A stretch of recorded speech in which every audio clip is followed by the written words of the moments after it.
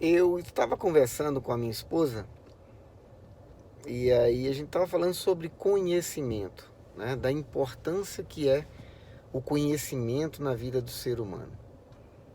E a gente começou a conversar com isso, nesse assunto, porque nós havíamos acabado de ouvir um vídeo no YouTube. Nós somos amantes do café, a gente gosta muito do café. E só que esse café, o café que a gente tomava, ele ofendia muito o estômago. Ele, sabe, ele dava um peso no estômago, uma coisa assim, uma azia danada. Enfim, e um dos passeios que nós fizemos para Águas de Lindóia, nós conhecemos um senhor que tinha muito conhecimento, muita propriedade sobre café e começou a dar umas dicas para a gente. Pois bem, a tradição falava que o café teria que ser extremamente preto, pesado, com muito açúcar. É tanto que normalmente a gente tomava café naquele copo da Nadir Figueiredo, um copozinho de vidro americano, né? E ali a gente sabia que o café estava bem preto, bem forte. E aí olhava a dose de açúcar lá embaixo, mexia aquilo e tomava super quente. Então, pela tradição, eu aprendi que o café tinha que ser desse jeito.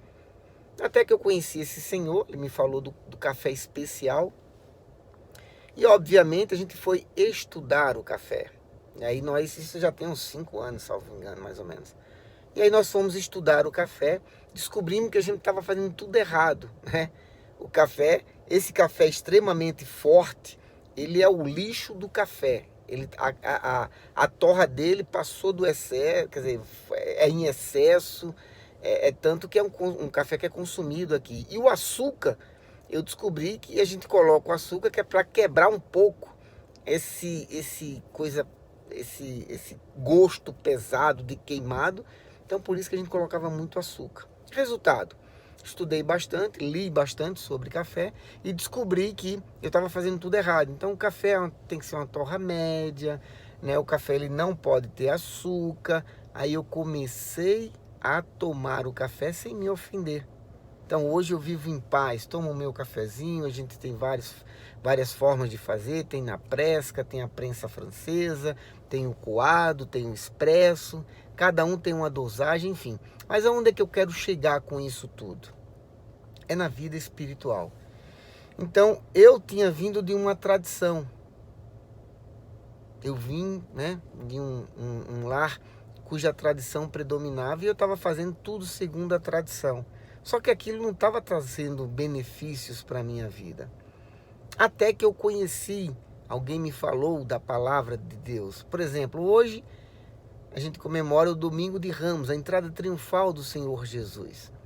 Então, pela tradição, existe uma forma, né, que me foi passada. E aí eu resolvi estudar, né, o que seria isso. Então eu comecei a ler a Bíblia. Em 88 a minha mãe me deu uma Bíblia. Naquela época eu estava no Exército, eu era oficial do Exército, primeiro tenente lá em Campina Grande. E eu comecei a ler essa Bíblia. Então eu estava de serviço no final de semana, eu começava a ler. E eu estava vendo ali, principalmente em Apocalipse, que é um livro bem difícil de entender, que o que eu estava fazendo estava errado. E eu comecei a mudar. Comecei a mudar, até que eu conheci a palavra.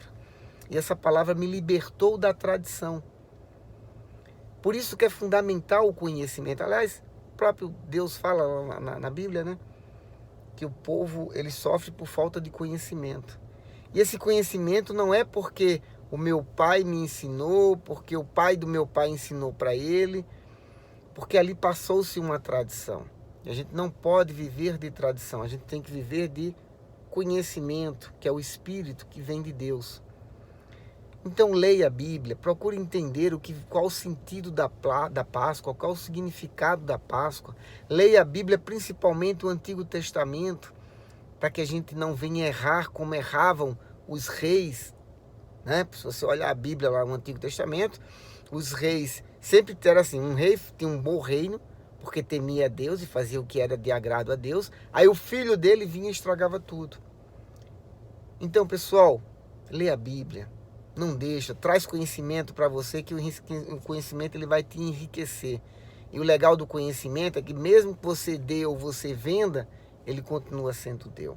Tá bom? Então que essa semana você reflita. Semana Santa, reflete para ver se realmente o que você está fazendo vai trazer o benefício que você precisa.